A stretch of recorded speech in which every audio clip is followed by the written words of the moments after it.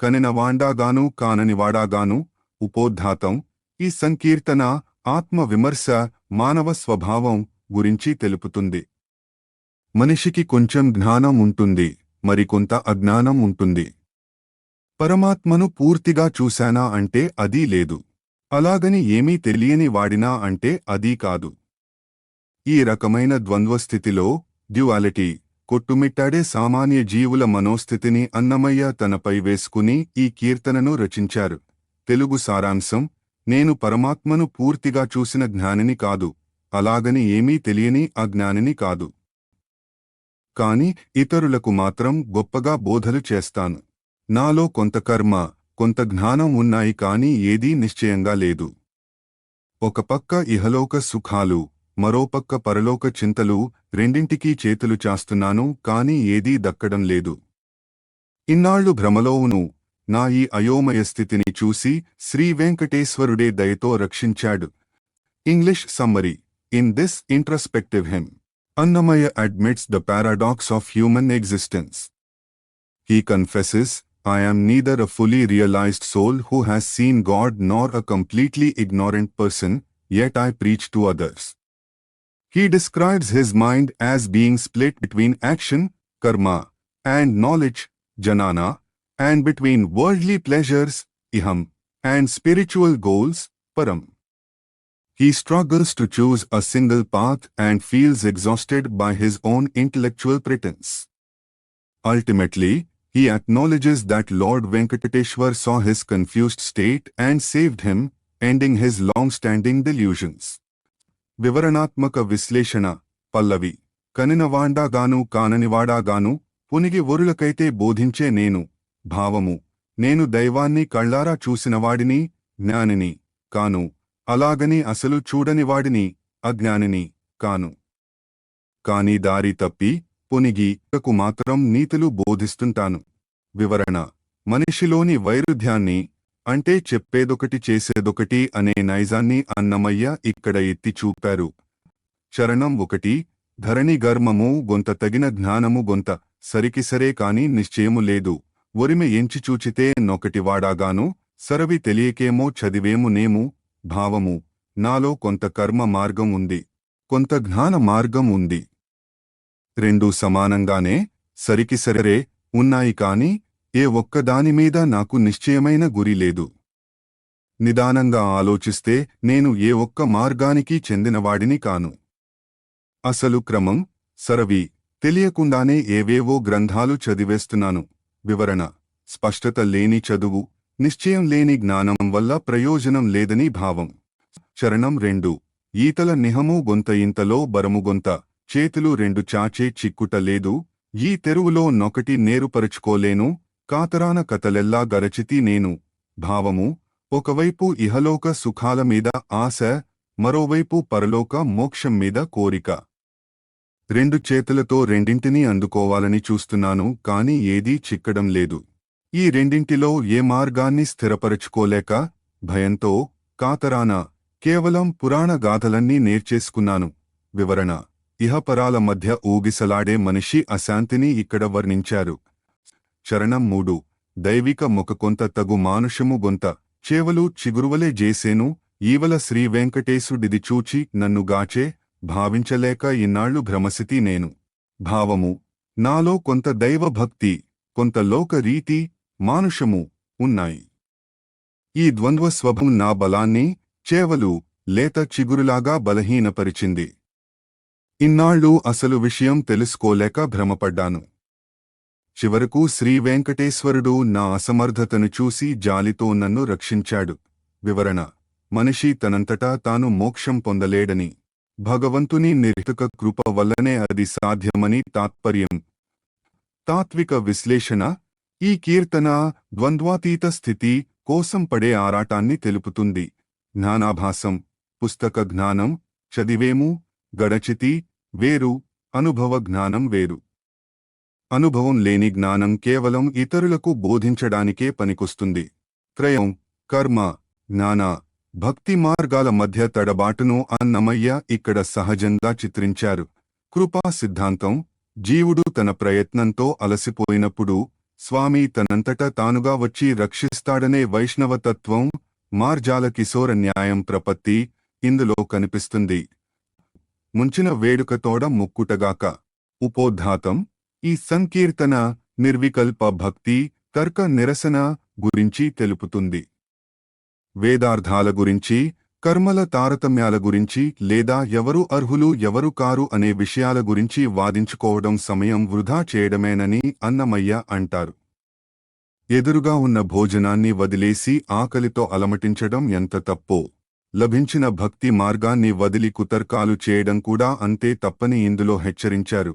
తెలుగు సారాంశం: అపరిమితమైన సంతోషంతో భగవంతునికి మొక్కుకోవాలిగాని ఎదురుగా కంచంలో ఉన్న అన్నాన్ని కాలితో తన్నుకోవడం, లభించిన భక్తిని వదులుకోవడం ఎందుకు? వేదాలన్నీ నీవు చేసిన పనుల గురించే చెబుతుంటే అందులో అవును, కాదు అనే వాదనలెందుకు? చేసే కర్మలన్నీ నీ కైంకర్యాలే అయినప్పుడు వాటిలో నెరసులు, తప్పులు వెతకడం ఎందుకు?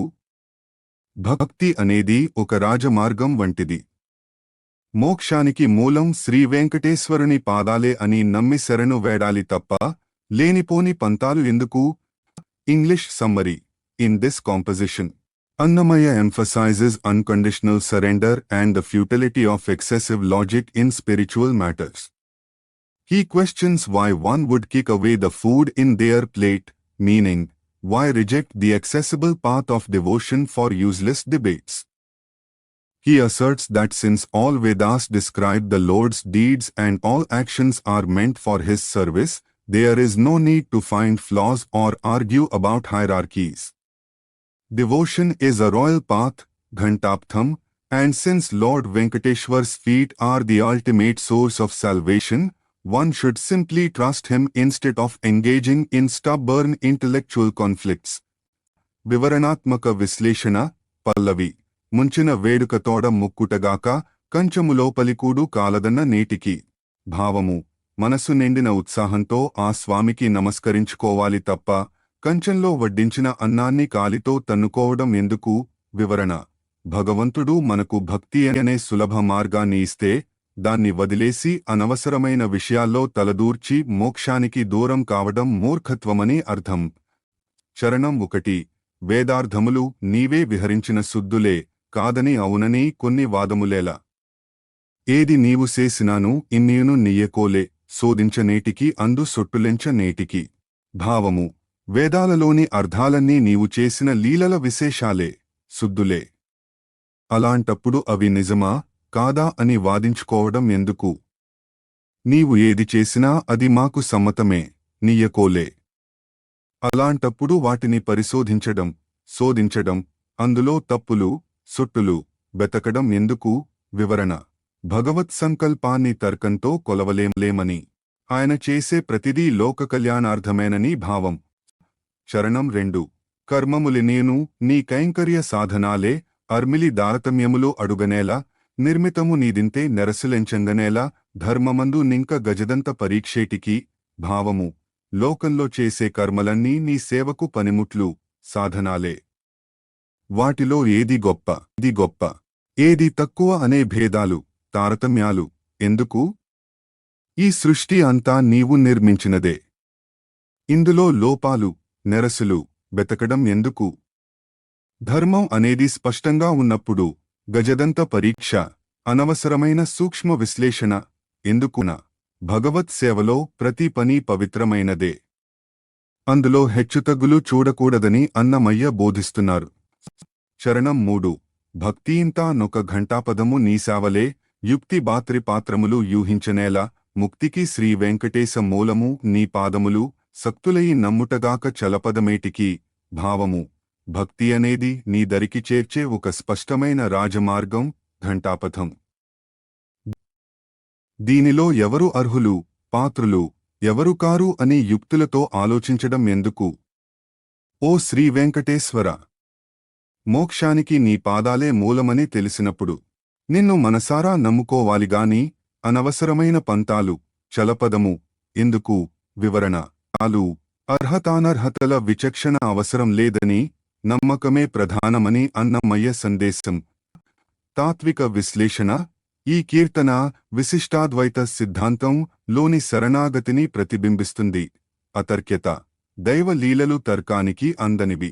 వాటిని అనుభవించాలే తప్ప విశ్లేషించకూడదు. ఘంటాపథం, భక్తి మార్గం అత్యంత సురక్షితమైనది మరియు సూటిగా గమ్యాన్ని చేర్చేది. గజదంత పరీక్ష, ఏనుగు దంతాల మీద నగిషీలు చెక్కేటప్పుడు చేసే సూక్ష్మమైన పనిలాగా ఆధ్యాత్మికతలో అనవసరమైన సూక్ష్మ భేదాలను వెతకడం వల్ల ఫలితం లేదని అన్నమయ్య హెచ్చరించారు. అంచిత పుణ్యులకైతే హరి దైవమవుగాక. ఉపోద్ఘాతం, ఈ సంకీర్తన మానవ ప్రవృత్తి, భ్రమల విశ్లేషణ గురించి తెలుపుతుంది. లోకంలో అందరికీ దేవుడు ఒక్కడే అని తెలిసినా వారి వారి ఆశలు, వ్యసనాలు, అజ్ఞానం కారణంగా ఒక్కొక్కరు ఒక్కోదానిని దైవంగా భావిస్తుంటారు. ఈ మాయాజాలంలో చిక్కుకున్న పామరుల భ్రమను తొలగించడం ఎవరికీ సాధ్యం కాదని, కేవలం పుణ్యాత్ములకు మాత్రమే పరమాత్మపై చిత్తం నిలుస్తుందని అన్నమయ్య ఇందులో వివరించారు. తెలుగు సారాంశం: గొప్ప పుణ్యం చేసుకున్న వారికే శ్రీహరి దైవం అవుతాడు. పంచమహాపాతకాలు చేసే వారి భ్రమలను తొలగించడం ఎవరితరము? ఏమీ తెలియని అజ్ఞానులకు కర్మలే దైవం, బంధీలకు దేహమే దైవం, కాముకులకు స్త్రీలే దైవం, అల్ప బుద్ధిగలవారికి ఇంద్రియ సుఖాలు, సంసారులకు తమ యజమాని, తామస గుణం కలవారికి ధనమే దైవం, అహంకారులకు తామే దైవం కాగా దరిద్రులకు దాతలే దైవం. కాని మాకు మాత్రం శ్రీ వెంకటేశ్వరుడే ఏకైక దైవం. English summary. In this composition, Annamaya categorizes humanity based on their perceptions of God. He states that only the truly virtuous recognize Lord Hari as the Supreme. For others, their obsession becomes their deity. For the ignorant, it is ritualistic action. For the bound, it is the physical body. For the lustful, it is women. And for the greedy, it is wealth. Arrogant people consider themselves divine, while the poor see their benefactors as gods. Annamaya concludes that while the world is drowned in illusions, for true devotees like him, Lord Venkateshwar is the only true God. వివరణాత్మక విశ్లేషణ. పల్లవి. అంచిత పుణ్యులకైతే హరి దైవమవుగాక. పంచమహాపాతకుల భ్రమ వాపవశమా. భావము: పుణ్యం చేసుకున్న పుణ్యాత్ములకే శ్రీహరి దైవం అవుతాడు. కాని పంచమహాపాతకాలు, గొప్ప పాపాలు చేస్తూ భ్రమలో ఉన్నవారిని మార్చడం ఎవరికైనా సాధ్యమా? కాదని అర్థం. వరణ. భగవంతుని గుర్తించాలన్నా కూడా పూర్వజన్మ సుకృతం ఉండాలని అన్నమయ్య అభిప్రాయం. చరణం 1. కాననియనులకు కర్మమే దైవము, ఆనెన బద్ధులకు దేహమే దైవము, మాపనని కాముకులకు మగువలే దైవము, పానిపట్టి వారి వారి భ్రమ మాన్పవశమా. భావము: సత్యాన్ని చూడలేని అజ్ఞానులకు వారు చేసే కర్మలే, కర్మకాండలే దైవం. బంధనాల్లో చిక్కుకున్న వారికి ఈ శరీరమే దైవం. ఆశలు చావని కాముకులకు స్త్రీలే దైవం. పట్టుబట్టి అటువంటి వారి భ్రమలను వదిలించడం సాధ్యమా? వివరణ. మనిషి దేనిపై ఎక్కువ వ్యామోహం పెంచుకుంటే అది అతనికి దైవసమానంగా కనిపిస్తుంది. అదే అతని పతనానికి కారణమవుతుంది. చరణం 2. ఏమీ నెరగనివారి కింద్రియములు దైవము, దోమటి సంసారి కూర దొర దైవము, తామసులకెల్లాను ధనమే దైవము, పామరుల బట్టినట్టి భ్రమ బాపవశమా.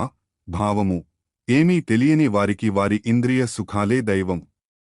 కష్టపడి బతికే సంసారికి తనకు జీవనాధారం ఇచ్చే యజమాని, దొర దైవం. తామస గుణం ఉన్నవారికి డబ్బు, ధనమే దైవం. అజ్ఞానంలో మునిగిన పామరుల భ్రమను తొలగించడం సాధ్యమా? వివరణ. ఇక్కడ సంసారికి యజమాని దైవం అనడంలో లౌకిక అవసరాల కోసం దైవాన్ని మర్చిపోయి మనుషులను ఆశ్రయించే నైజాన్ని ఎత్తిచూపారు. చరణం 3. ధర నహంకారులకు తాదానే దైవము, దరిద్రుడైన వారికి దాత దైవము. 20 మాకు శ్రీ వెంకటేశుడే దైవము, పరుల ముంచిన ఎట్టి భ్రమ బాపవశమా.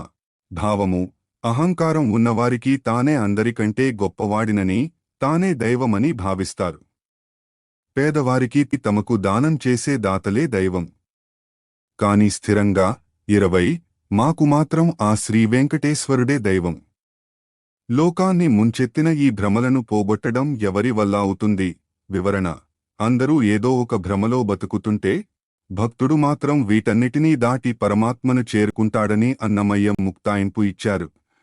తాత్విక విశ్లేషణ: ఈ కీర్తన భ్రమ, ఇల్యూషన్ యొక్క వివిధ రూపాలను వివరిస్తుంది.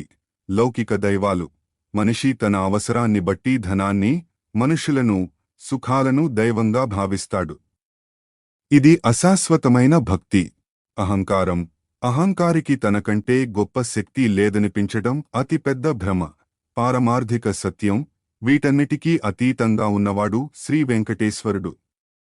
ఆయనే నిజమైన దైవమని గుర్తించడమే పుణ్యం. ఎట్టైనా జేయుము ఇక నీ చిత్తము. ఉపోద్ఘాతం: ఈ సంకీర్తన సంపూర్ణ శరణాగతి, దైన్య ప్రార్థనకు నిలువుటద్దం. లోకంలో ఎందరో జ్ఞానులు, శాస్త్రవేత్తలు, ఆచార్యులు ఉండవచ్చు. కాని తాను మాత్రం కేవలం హరినామ సంకీర్తనను నమ్ముకున్న సామాన్య శరణాగతుడినని అన్నమయ్య అంటారు. తనను ఏ స్థితిలో ఉంచినా అది భగవంతుని చిత్తమని, తాను మాత్రం స్వామి దాసులకు దాసుడిగా ఉండటమే కోరుకుంటానని ఇందులో వివరించారు. తెలుగు సారాంశం: ఓ శ్రీహరి, నీవు నన్ను ఏ స్థితిలో ఉంచినా సరే అది నీ చిత్తం. నేను నీ సంకీర్తననే నమ్ముకున్నవాడిని. లోకంలో కొందరు జ్ఞానులు, కొందరు భక్తులు, మరికొందరు వైరాగ్యపరులు ఉండవచ్చు. నేను వారిలో ఎవరినీ కాను, కేవలం నీ శరణు వేడినవాడిని.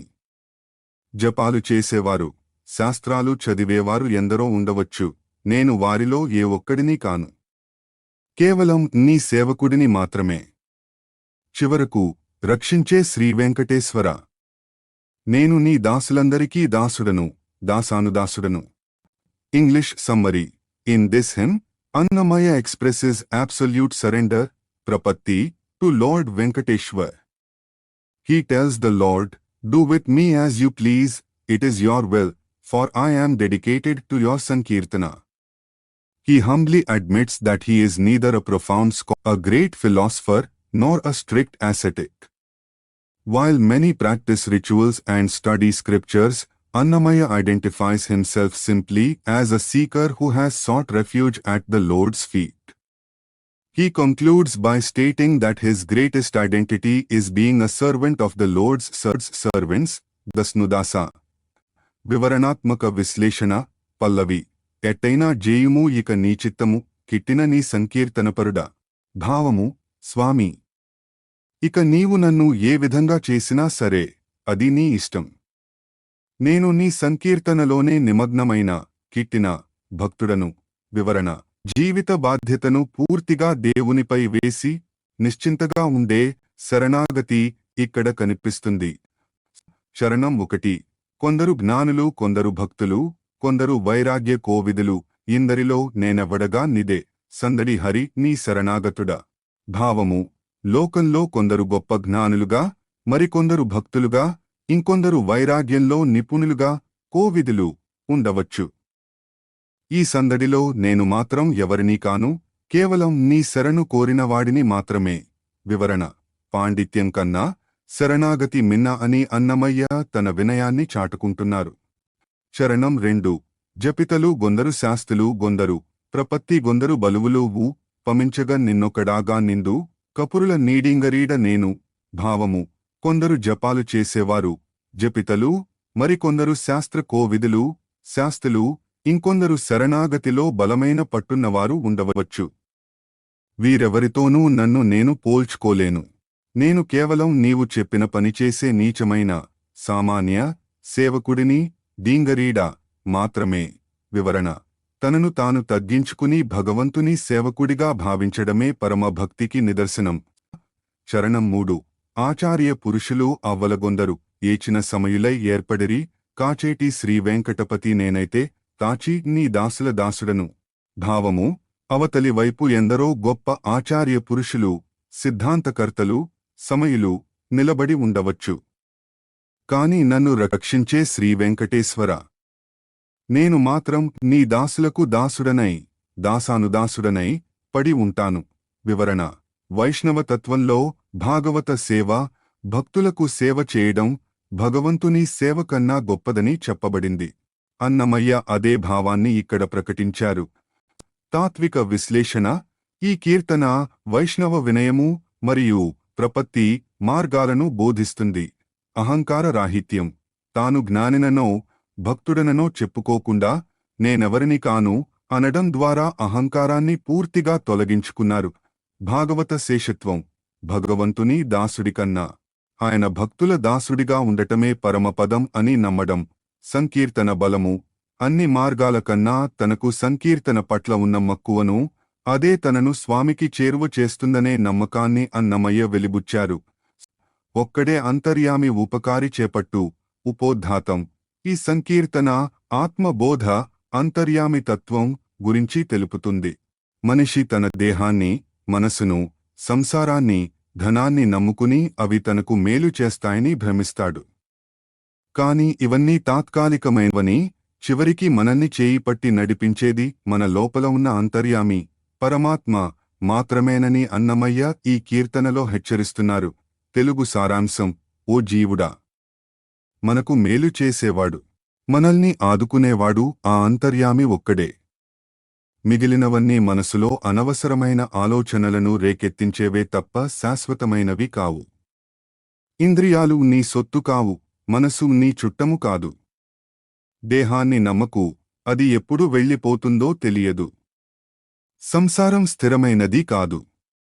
వీటన్నిటికీ మూలం ఆ శ్రీ వెంకటేశ్వరుడే. ఆయనే మనకు గతి అని నమ్ముకుంటేనే నీకు శాశ్వతమైన స్థితి, నిత్యము లభిస్తుంది. English summary. In this landmark 500th composition, Annamaya addresses the human soul, Jiva, and provides a reality check on worldly existence. He asserts that the only true benefactor is the indwelling Lord, Antaryami, while everything else, mind, body, and wealth, only creates distractions.